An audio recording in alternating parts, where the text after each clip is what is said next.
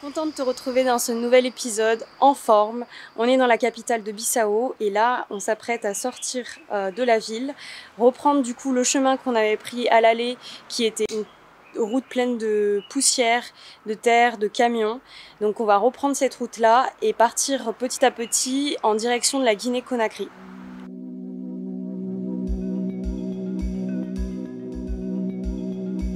Ça y est, on est reparti à vélo. Journée matinale parce qu'on a commencé le vélo à 7 h. Mais on espère un peu moins souffrir de la chaleur comme ça. On verra.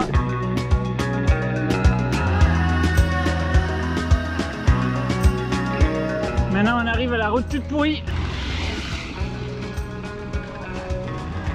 Il y a tellement de poussière que Marine on la voit presque pas alors qu'elle est à 30 mètres devant quoi.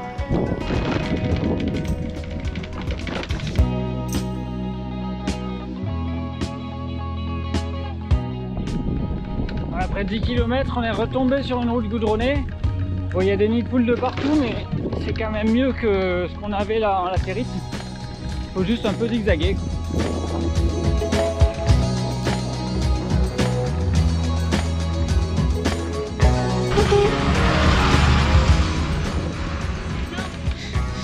Ça, on n'a jamais vu encore. Bon, en tout cas, on était trop bien ce matin. Il faisait bien frais pendant les 2 premières heures, on les a pas vus passer.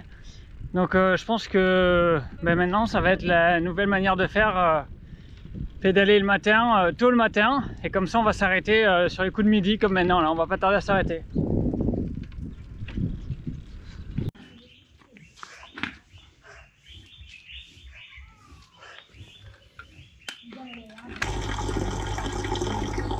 Nous on n'a pas franchement le profil du cyclo-voyageur parce qu'on n'est pas des lève-tôt. Et qui aurait pu croire qu'un jour on serait aussi motivé à se réveiller à 6 h du matin. Il faut dire que les températures ça motive bien. C'est vrai que là il fait bon, il fait presque frais, donc c'est cool. Là on se trouve juste à côté de la source d'eau pour faire le plein en eau, faire une petite toilette et on est reparti.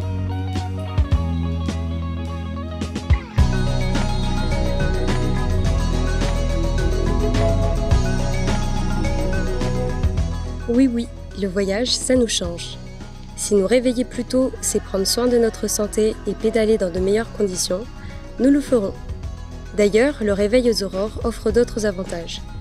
Pendant quelques heures, dans un décor au ton doré, les routes habituellement bondées nous appartiennent. Seul le bruit de nos vélos vient perturber le silence d'un monde où l'humain est momentanément absent. Là, on vient de s'arrêter dans un petit village parce que c'est l'heure du petit-déj. Donc on va se prendre des omelettes frites dans du pain. C'est le meilleur plat qu'on se fait tous les jours et c'est trop bon. Ah.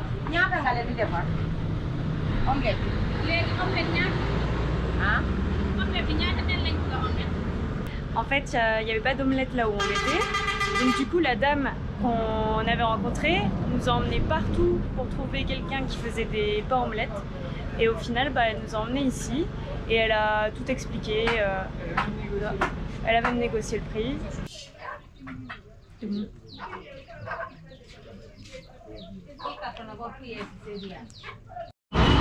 Obrigada, ciao. Ciao, bye. Merci. Merci.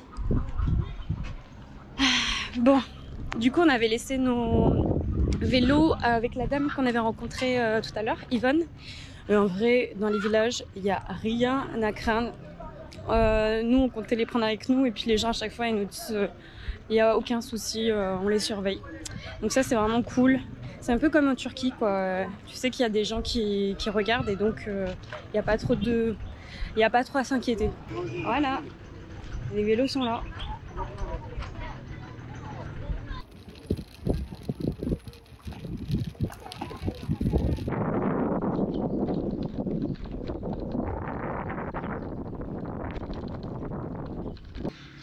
On a trop bien roulé, la route était trop bonne.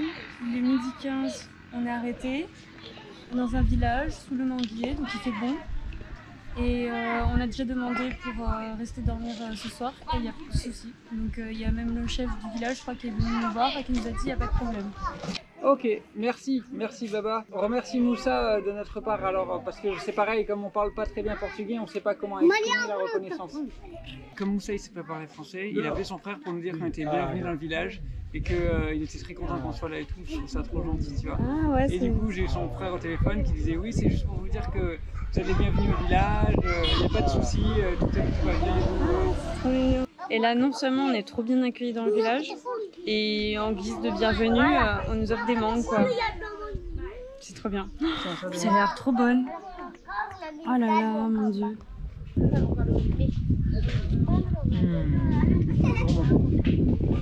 Ah, ça fait du bien. Oh oui.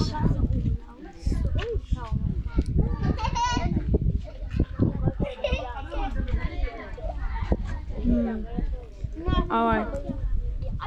Qu'est-ce que tu as récupéré là? Des pommes de cajou. Ça c'est quoi ça, les pommes de cajou? C'est le fruit du cajoutier, je sais pas si ça se dit comme ça. Et en fait,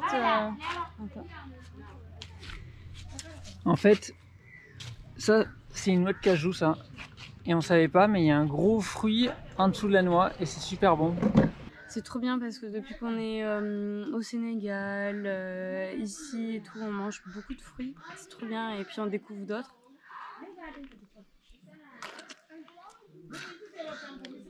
Et là il fait chaud. C'est trop cool. On quitte le village. Donc le papa de la famille qui s'appelle Moussa. Quand on s'est réveillé, on s'est rendu compte qu'il avait dormi dehors toute la nuit, juste à côté de la tente. Donc je pense que c'était pour surveiller qu'on n'ait pas de problème. C'est trop mignon, c'est hyper attentionné. Et du coup, voilà, on trouve ça assez touchant. Et là, on est reparti pour une journée. Donc on va à Bafata. Bafata, c'est une ville spéciale parce que c'est la ville de naissance d'Amilcar Cabral. Mais ça, on t'en dira un petit peu plus tout à l'heure. Et donc on t'expliquera exactement qui c'est.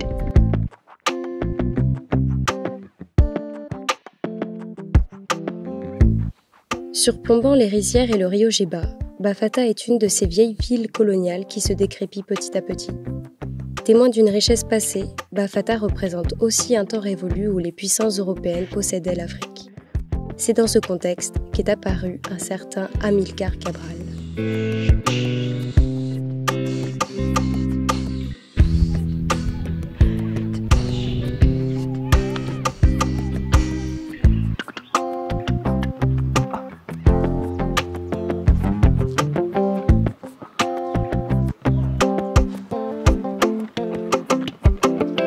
Alors on voulait s'arrêter dans la ville de Bafata parce qu'on savait que c'était la ville natale de Amilcar Cabral.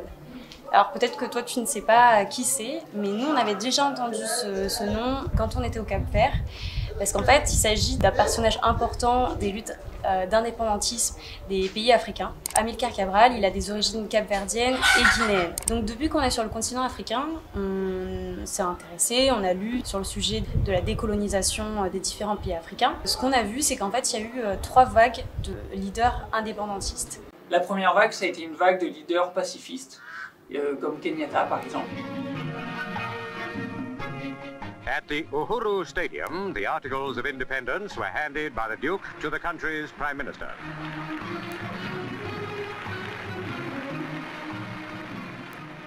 Ils ont essayé d'obtenir l'indépendance de manière pacifique, sauf que dans la plupart des cas ça ne marchait pas, parce que face à des anciennes colonies qui avaient besoin de ressources naturelles, les colonies n'étaient pas prêtes à perdre du pouvoir et perdre de la richesse. Par la suite, il y a eu d'autres leaders qui, eux, ont décidé de mener des actions plus violentes. Donc, pour certains, ils ont réussi, ils ont accédé à l'indépendance politique. Par contre, ils n'ont pas eu l'indépendance financière, vu que ces pays colonisateurs gardaient toujours la mainmise sur l'économie du pays. À l'indépendance, Félix Houphouët-Boigny instaure un régime à parti unique. Il décide de garder des relations très étroites avec Paris.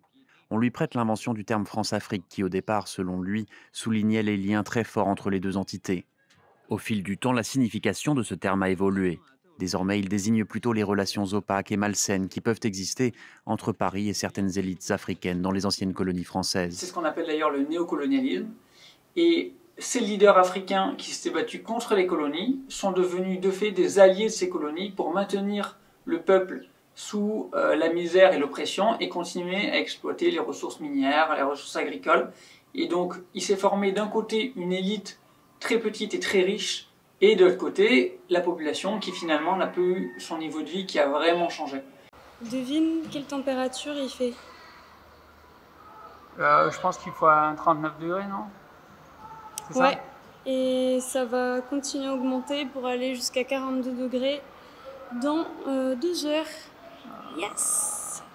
Chaud. En fait, on n'avait pas compris ce qu'on avait commandé, on croyait qu'on avait commandé des verres. En fait, on a commandé des bouteilles. Mais c'est pas pour nous déplaire parce que du coup, ça veut dire qu'on peut boire beaucoup de verres du cocktail préféré. Et donc, ça c'est du bissap, c'est de la fleur d'hibiscus infusée. Et ça, c'est du jus de baobab qui vient du fruit de l'arbre baobab qui s'appelle le pain de singe. Et c'est trop bon. Il y a eu encore d'autres intellectuels qui, conscients que le problème était bien les colonisateurs, mais que les nouveaux leaders prenaient à leur tour du pouvoir et exerçaient ce pouvoir sur la population, ils avaient décidé de mener des actions différentes. À peine au pouvoir, le révolutionnaire veut rompre avec le passé. La corruption politique, c'est terminé. Lui-même vit simplement avec sa famille dans un palais présidentiel délabré. Et pour son gouvernement, la vie de luxe, ce n'est même pas la peine d'y penser. Fini les Mercedes, aujourd'hui les ministres roulent en R5 et sans chauffeur. Il y a eu Frantz Fanon, il y a eu Thomas Sankara. Par exemple, Thomas Sankara, lui, considérait qu'il fallait vivre beaucoup plus proche du peuple. Et aussi Amilcar Cabral, le fameux dont on te parlait tout à l'heure. Et Amilcar Cabral, il a théorisé un concept qui s'appelle le suicide de classe. L'idée, c'est qu'il fallait éviter en tant que leader qui arrive au pouvoir de s'enrichir rapidement et se retrouver déconnecté des classes populaires. Et donc lui, ce qu'il voulait, c'est rester avec peu de richesse, mais au niveau de la classe populaire, et monter tous ensemble, de sorte que le peuple, dans son ensemble, augmente son niveau de vie. Nous voulons l'indépendance pour créer une vie où nous ne serons plus exploités par des étrangers, mais aussi nous ne serons pas exploités par les Africains eux-mêmes. Le problème, c'est qu'il s'est fait assassiner un an avant l'indépendance de la Guinée et du Cap-Vert. Donc ces idées n'ont pas complètement vu le jour. Aujourd'hui d'ailleurs, on a bien vu qu'en Guinée, il y a encore énormément de pauvreté. L'économie en interne n'est pas vraiment développée, à part l'économie de la cajou. Ils ne sont pas autonomes dans la plupart de ce qu'ils produisent, donc ils ont besoin d'importer. Le Cap-Vert, c'est un peu pareil d'ailleurs. Mais au Cap-Vert, on a quand même vu qu'il y avait une classe sociale qui était assez large en termes de classe moyenne. Il y avait un aspect démocratique qui était bien implanté. Donc on sentait bien que les idées d'Amilcar Cabral avaient infusé. Et finalement, c'est ça qui est important, et c'est pour ça qu'on voulait parler de ce personnage. C'est un personnage qui n'est pas très connu dans l'histoire anticolonialiste française, parce que c'est un personnage qui est dans l'espace lusophone. Mais pourtant, il a eu énormément d'impact. De notre point de vue, c'est vrai que ça nous semble plutôt sage d'avoir des leaders qui, au lieu de s'enrichir de leur côté, essayent de tirer la population avec eux vers le haut.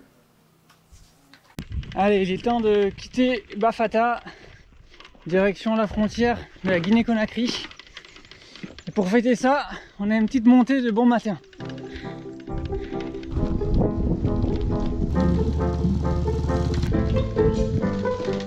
On voit vraiment la différence de route, on la sent même.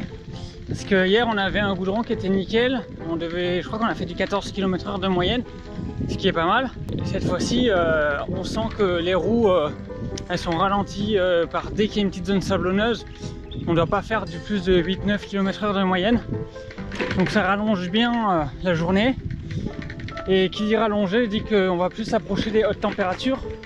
Donc à la fin ça va être vraiment difficile. Bon, ça fait partie du jeu, mais les routes en latérite c'est magnifique, mais c'est plus dur. C'est bon.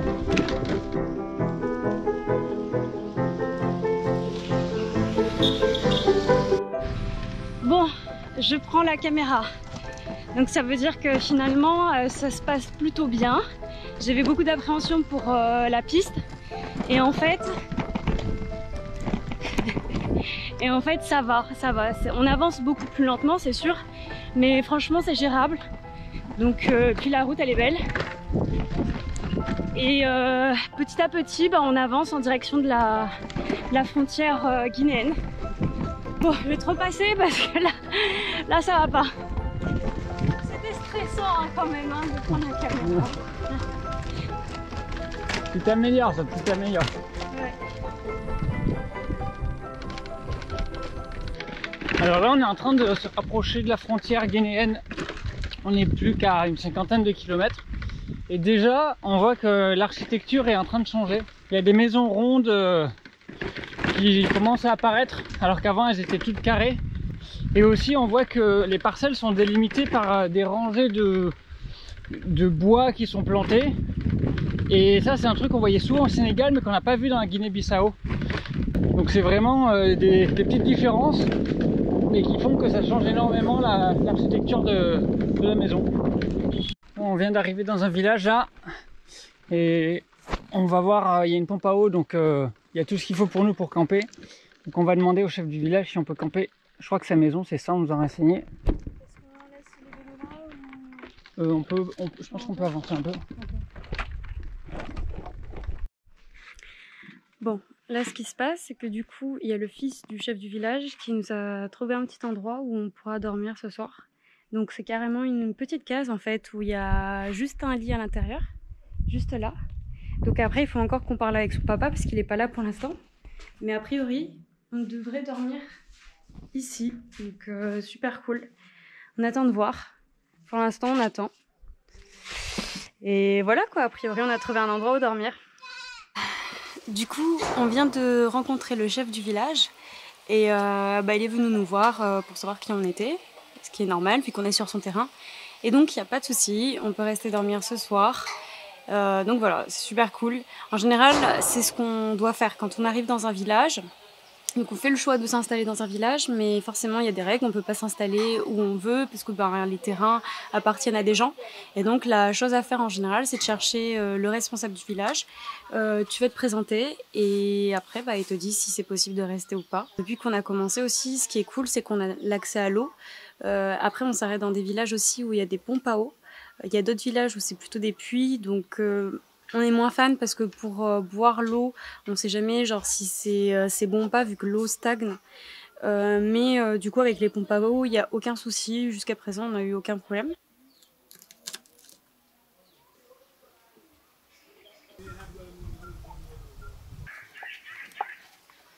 Elle, tu vois, j'ai pas confiance. Ouais, moi non plus. Je sens qu'elle est en train de chercher à manger. D'habitude, le midi, on mange des pains omelettes. Alors c'est très bon, mais c'est quelque chose qui est chaud. Et là, manger juste une sorte de petite salade de légumes en sandwich, c'est parfait.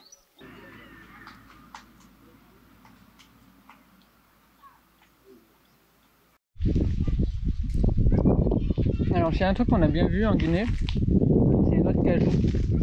Ça ressemble à ça. Et ils en ont des kilomètres et des kilomètres, tout le long de la route, c'est que ça. Et du coup ils mangent ces noix de cajou. Enfin, ils mangent le fruit qui est vachement juteux et la noix après ils la vendent. Et on a l'impression que c'est l'économie principale. Et voilà, donc là je sais pas comment ça s'appelle, mais c'est une sorte de verger pour arbre à cajou derrière moi. C'est que ça. Bon, il est temps de prendre la petite douche du soir qui va faire plaisir. Et John, donc il arrive là avec le seau. Ils se foutaient tous de moi là parce que je pense que comme c'est vachement genré quand même, ouais. C'est la femme qui porte l'eau normalement. Ah ouais, c'est vrai? J'étais mort de rire tout ça, femme comme mec, de me voir porter l'eau. Ah, c'est pour ça alors.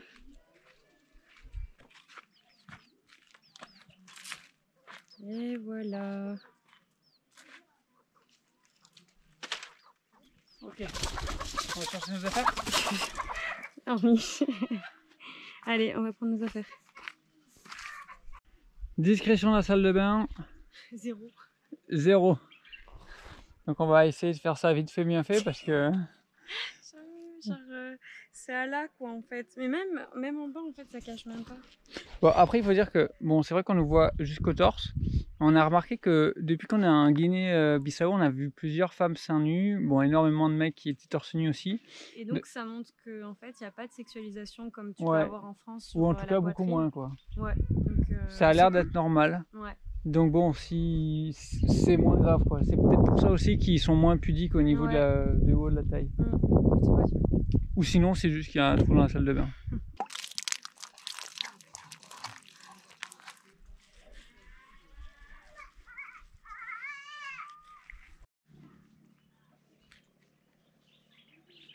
Jeune, tu es bien pâle, hein? Oui. Bah ça dépend. Tu regardes les bras, ça va. Tu es bicolore. Je suis bicolore, ouais. Le pire c'est les pieds. Ouais. C'est là qu'on voit que je suis un vrai cycliste, tu vois. C'est sûr que là, t'as passé le test. Bah en gros maintenant, nos douches c'est souvent comme ça dans des... Ils appellent ça casa des bagnos, mais c'est des salles de bain extérieures. Et franchement après une grosse journée bien chaude, ça fait trop du bien. Tous les villages où on s'arrête, on s'arrange pour qu'il y ait de l'eau. C'est un peu la condition quand on s'arrête. Puis après voilà, c'est une douche à l'air libre. T'as les villageois qui font leur vie à côté, t'as des vaches qui passent, il y a des poules qui rentrent. La vraie vie. On va installer notre petit campement du soir. Et en fait, on n'a pas très bien compris s'ils nous ont laissé cet endroit pour dormir ce soir ou si on doit mettre la tente. Donc là, on est un peu dans une... Bah, c'est le problème, comme on n'arrive pas à parler créole et qu'on comprend pas. On comprend bah, rien. Du coup, on est vraiment dans l'incertitude à chaque fois, quoi. Là, par exemple, il y a quelqu'un qui arrivait avec du manioc dur. Il nous a dit que c'était pour manger. Mais moi, j'ai cru comprendre qu'il fallait croquer le manioc, donc j'ai croqué. Mais j'ai jamais... Je pense pas que c'était ça. J'ai jamais vu des gens croquer du manioc, alors qu'on a vécu au Congo pendant 3 ans. Donc je suis pas très sûr et je sais pas trop s'il m'a pris pour un idiot ou si c'était vraiment ça. Et c'est ça continuellement, quoi. Donc il y a que des quiproquos et bon, c'est rigolo. Je pense que pour le coup, c'est pas pour manger comme ça. Ouais. Juste. Il a fait un peu une drôle de tête, ouais. Mais bon, Oh là c'est là. comme ça. Hein. C'est pas grave. Au moins ça les fait rire et ça met une bonne ambiance. Ça c'est quoi ça? Alors, ça c'est Aliou qui vient de nous ramener ça. C'est le fils du chef du village. Et en fait c'est une sorte de bouillie. Je sais pas si c'est du mil, c'est ça le mil. Avec de l'eau, du sucre, du citron. Et en général je crois que c'est ce qu'on mange le soir ici. On mange plutôt quelque chose de sucré. On n'avait jamais goûté. Et franchement c'est trop mignon. On avait demandé si du coup on devait venir avec eux pour manger tous ensemble. Mais en fait non, là il fait encore jour. Donc ils attendent en fait qu'il fasse nuit pour arrêter le jeûne vu qu'on est en plein ramadan. Et, mais ils ont préparé ça juste pour nous du coup. Donc c'est vraiment genre adorable. Il est 7h du matin. On a tout emballé. Et là on est prêt à repartir. Donc là c'est encore le moment où il y a presque personne dans le village. Il y a juste les femmes qui sortent pour faire toutes les tâches comme d'habitude. Donc ça va être balayer devant la maison, aller remplir les bassines d'eau. Donc voilà, ça se réveille tranquillement. Obrigada para todo. Muito obrigada. Ok, vamos a Kundara. Ciao. Si. Si. Después la baie, Conakry, Côte d'Ivoire. Obrigada. Ciao.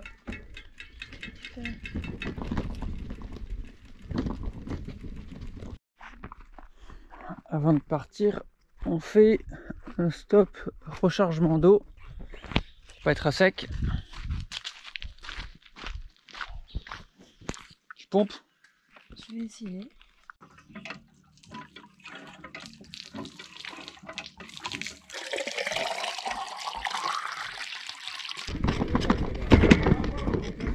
Bonjour.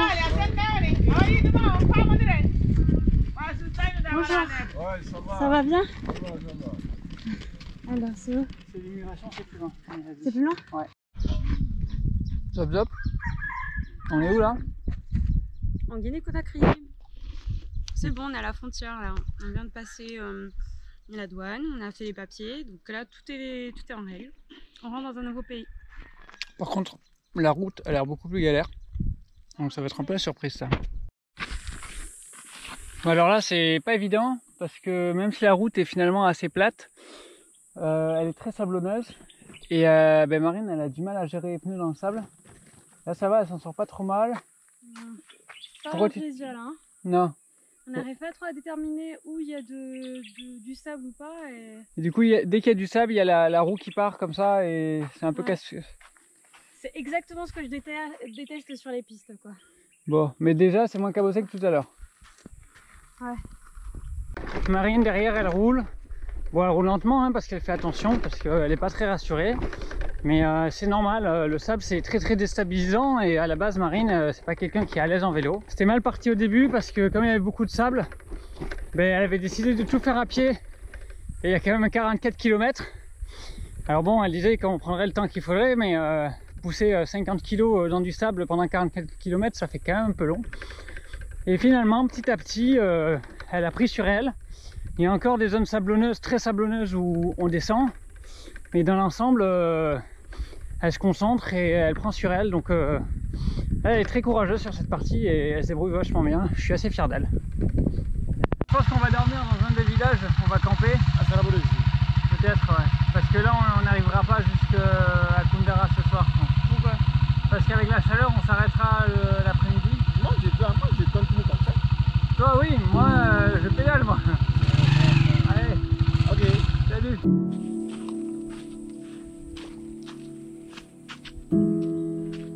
Allez, là c'est bon là.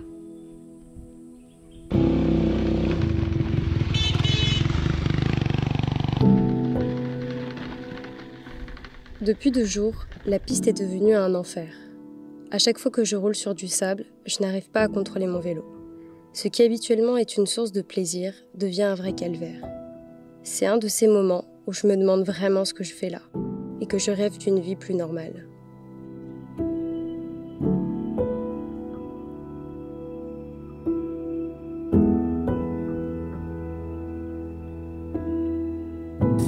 Ça va? C'est dur. Alors Zop là, comme on est au 2e jour, elle a quand même pris confiance. Elle a l'impression qu'elle ne s'est pas améliorée depuis hier, mais elle pédale beaucoup plus là où il y a du sable, elle contrôle mieux son vélo. Donc franchement elle se débrouille bien. Mais il faut alterner entre encouragement et aussi la nourrir un petit peu pour lui donner du courage. Alors je vais vous montrer comment je fais pour pas casser son rythme et en même temps lui faire un petit goûter pour qu'elle garde des forces. On s'occupe de l'approvisionnement de Zop Zop. Hop là! Et voilà comment on nourrit Zop Zop.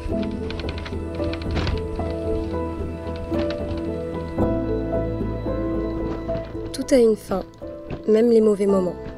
Les kilomètres défilent lentement mais sûrement et petit à petit la piste s'améliore. Alors sur ma selle, je reprends un peu confiance. Assez pour observer la beauté de ce nouvel environnement.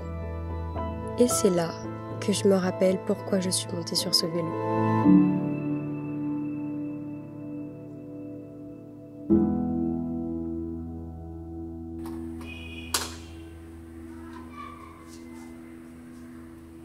Le calvaire est terminé, on est à Koundara, donc notre première ville de Guinée-Conakry. Et franchement, ça fait plaisir parce que les 2 derniers jours qu'on a étaient vraiment un supplice. Et moi, pour moi, ça a été très éprouvant parce que quand même, je pars d'assez loin. Quand on a commencé le voyage à vélo, j'avais peur de faire du vélo même sur du goudron. Donc maintenant, de faire du vélo sur des terrains un peu plus techniques, c'est là que je me rends compte qu'il y a eu énormément de progrès, ce qui me rend fière quand même parce que il y a quelques années, jamais j'aurais pu penser faire des routes comme celle-ci. Ça reste tout de même assez impressionnant et assez dur. Donc là, je vous avoue que je suis quand même très contente d'être arrivée à Koundara, d'avoir retrouvé le goudron.